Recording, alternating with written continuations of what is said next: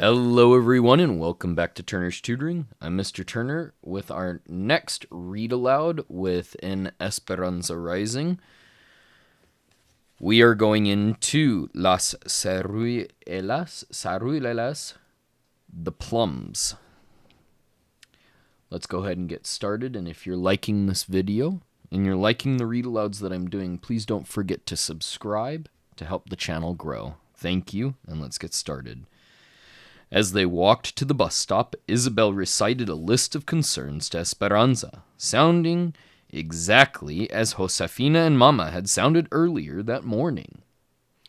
Put Pepe down for a nap first, and when he falls asleep, put Lupe down. Otherwise, they will play and never go to sleep, and Lupe will not eat bananas. I know, said Esperanza, repositioning Pepe on her hip. Isabel handed her Lupe and climbed the steps of the yellow bus. She found a seat and waved from the window. Esperanza wondered who was more worried, she or Isabel. Esperanza struggled to carry both babies back to the cabin. Thank goodness Isabel had already helped her feed and dress them. She settled them on a blanket on the floor with some tin cups and wood blocks, then put the beans into a big pot on the stove. Hortensia had prepared them earlier with a big onion and a few cloves of garlic and instructed Esperanza to stir them occasionally and let them cook on low heat, adding more water throughout the day. She stirred the beans and watched Lupe and Pepe play. I wish Abuelita could see me, she thought. She would be proud. Later, Esperanza looked for something to feed the babies for lunch. A bowl of ripe plums sat on the table. They should be soft enough to eat, she thought. She took several, removed the pit, and mashed them with a fork. Both babies loved them, reaching for more after each spoonful. Esperanza mashed another 3 plums, and they gobbled every bite. She let them have their fill until they started fussing and reaching for their bottles of milk. Enough of lunch, said Esperanza, cleaning their faces and gratefully thinking that it would soon be nap time. She slowly changed their wet diapers, remembering all of Josefina's and Isabel's instructions. She put Pepe down first, with his bottle, as directed, and when he fell asleep, she put Lupe next to him. Esperanza lay down too, wondering why she was so tired, and she dozed. She woke up to Lupe's whimpering and an atrocious smell. Brown liquid leaked from her diaper. Esperanza picked her up and carried her out of the room so she wouldn't wake Pepe. She changed her into a dry diaper and rolled the soiled one into a ball and put it by the door until she could take it to the toilets. When she put Lupe back down, Pepe was sitting up in bed and in the same condition. She repeated the diaper changing. With both babies clean, she left them in the bed and dashed to the toilets to rinse the diapers. Then she ran back to the cabin. A different smell greeted her. The beans!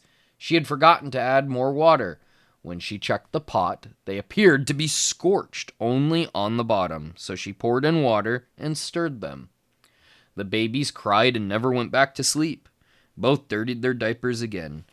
The wadded pile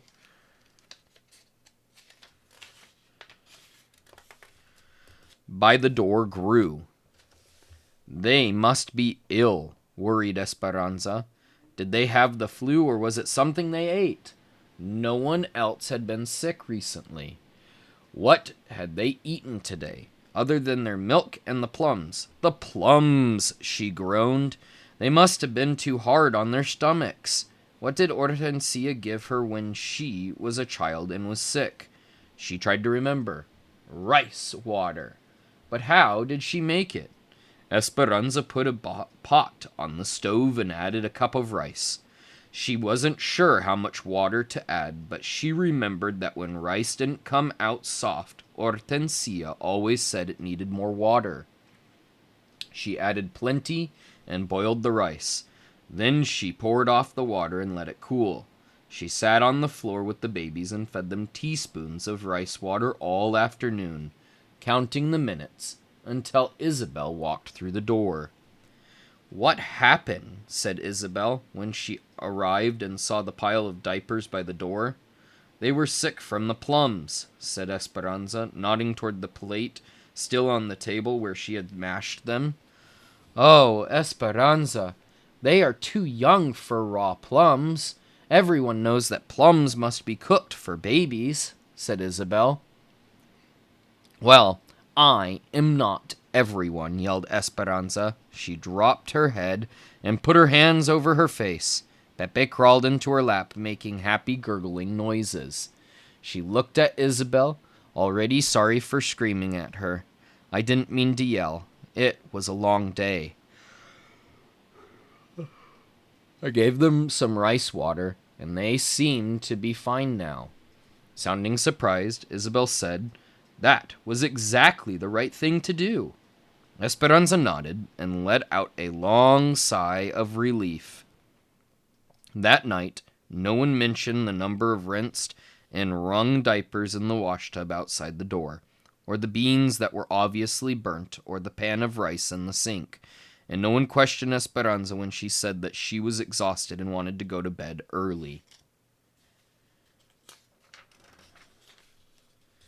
The grapes had to be finished before the first fall. Rains and had to be picked rapido, quickly. So now there were no Saturdays or Sundays in the week, just work days. The temperature was still over 90 each day, so as soon as Isabel's bus left for school, Esperanza took the babies back to the cabin. She fixed their bottles of milk and let them play while she made the beds. Then she followed Hortensia's instructions for starting dinner before turning to the laundry. She was amazed at the hot, dry air. Often, by the time she had filled the clotheslines that were strung between the trees, she had only minutes to rest before the valley sun dried the clothes crisp, and they were ready to fold. Irene and Melina came over after lunch, and Esperanza spread a blanket in the shade. Esperanza liked Melina's company. In some ways, she was a young girl, sometimes playing with Isabel and Sylvia, or telling Esperanza gossip as if they were school friends. In other ways, she was grown up, with a nursing baby and a husband, and preferring to crochet with the older women in the evenings. "Do you crochet?" Melina asked. "I know a little, but only a few stitches," said Esperanza, remembering Abuelita's blanket of zigzag rows that she had been too preoccupied to unpack.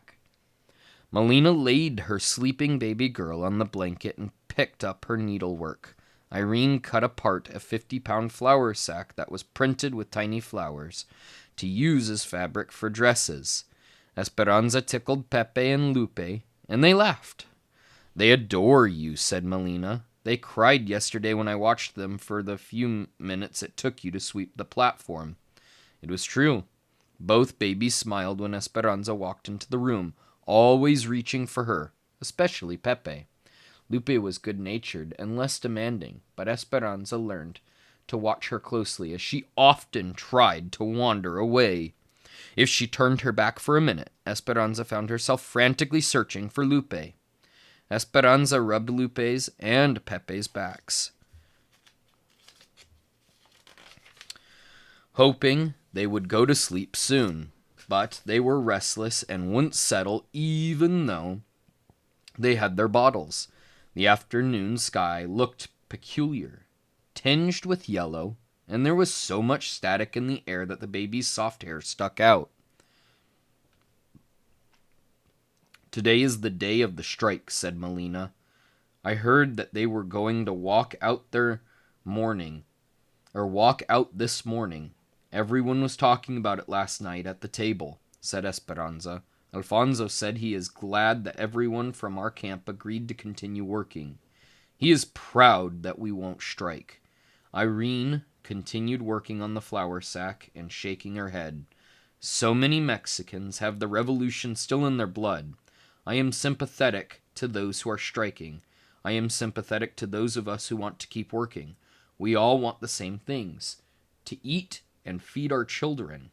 Esperanza nodded. She had decided that if she and Mama were to get Abuelita here, they could not afford to strike. Not now. Not when they so desperately needed money and a roof over their heads. She worried about what many were saying. If they didn't work, the people from Oklahoma would happily take their jobs. Then what would they do? A sudden blast of hot wind took the flour sack from Irene's hand and carried it to the fields.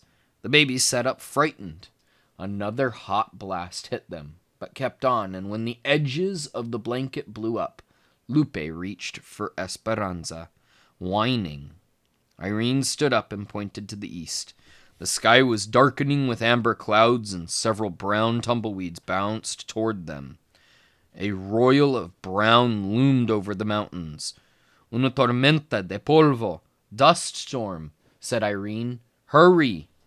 They picked up the babies and ran inside. Irene closed the door and began shutting the windows. "What's happening?" asked Esperanza. "A dust storm, like nothing you have seen before," said Melina. "They are awful."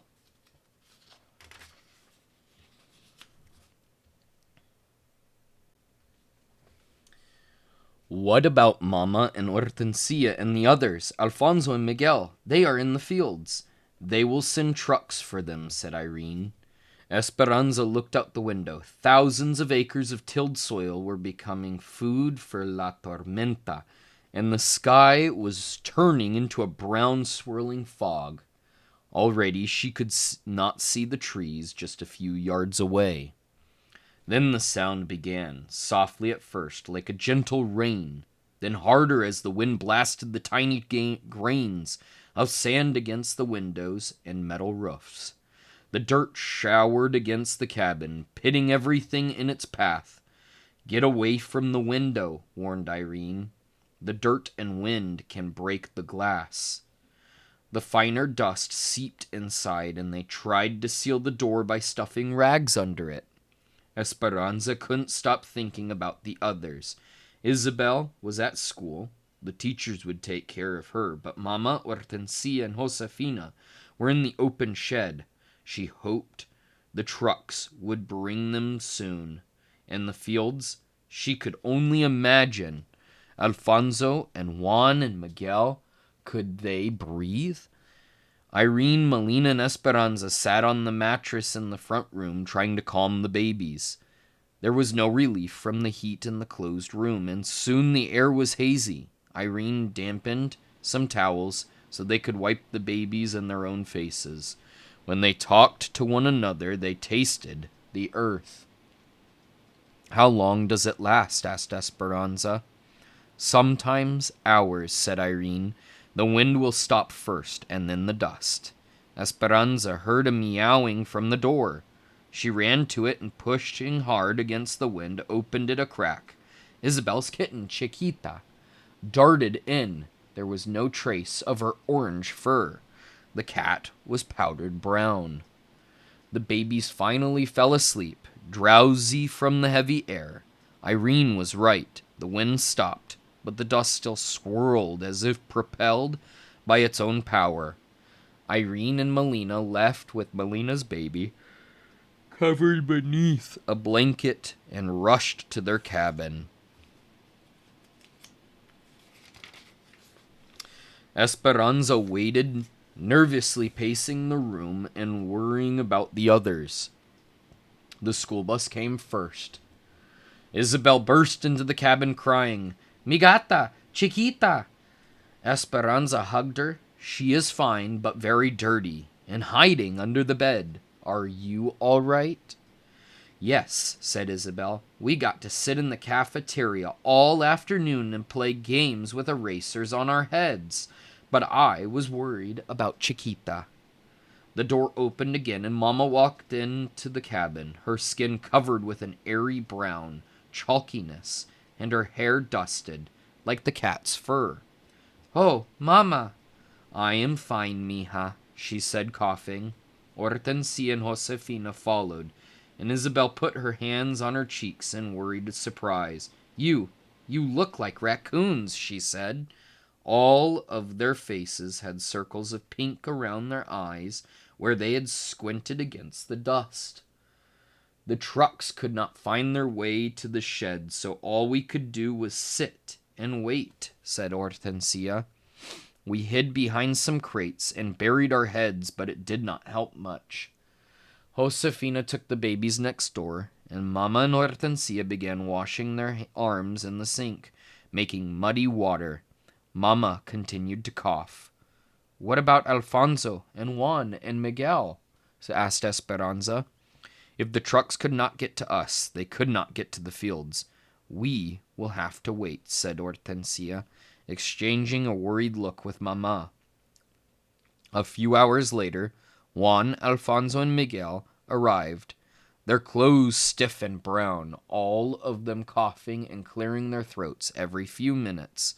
Their faces were so encrusted with dry dirt that they reminded Esperanza of cracked pottery. They took turns rinsing in the sink, the pile of brown clothes growing in the basket. When Esperanza looked outside, she could almost see the trees, but the dust was still thick in the air. Mama had a coughing spasm and Hortensia tried to settle her with a glass of water. When the adults all finally sat down at the table, Esperanza asked, "What happened with the strike?" "There was no strike," said Alfonso. "We heard that they were all ready, and that there were hundreds of them. They had their signs, but the storm hit. The cotton is next to the ground, and the fields are now buried in dirt and cannot be picked. Tomorrow they will have no jobs because of an act of God." "What will we do tomorrow?" asked Esperanza. "The grapes are higher off the ground," said Alfonso. "The trunks of the vines are covered, but the fruit was not affected. The grapes are ready and cannot wait, so mañana we will go back to work." The next morning, the sky was blue and calm, and the dust had left the air. It had settled on the world, covering everything like a suede blanket. Everyone who lived at the camp shook out the powdery soil, went back to work, and came home again, as if nothing had happened. In a week, they finished cutting the grapes. Then, while they finished packing the grapes, they were already talking about preparing for potatoes. The camp routine repeated itself like the regimented rows in the fields. Very little seemed to change, thought Esperanza, except the needs of the earth. And Mama. Mama had changed, because after the storm she never stopped coughing. "Mama, you're so pale," said Esperanza. Mama carefully walked into the cabin as if she were trying to keep her balance, and slumped into a chair in the kitchen. Hortensia was bustling behind her. "I am going to make her chicken soup with lots of garlic. She had to sit down at work today because she felt faint. But it is no wonder, because she is not eating. Look at her. She has lost weight. She has not been herself since the storm, and that was a month ago. I think she should go to the doctor." "Mama, listen to her," pleaded Esperanza. Mama looked at her weakly. "I am fine, just tired. I am not used to the work, and I've told you doctors are very expensive."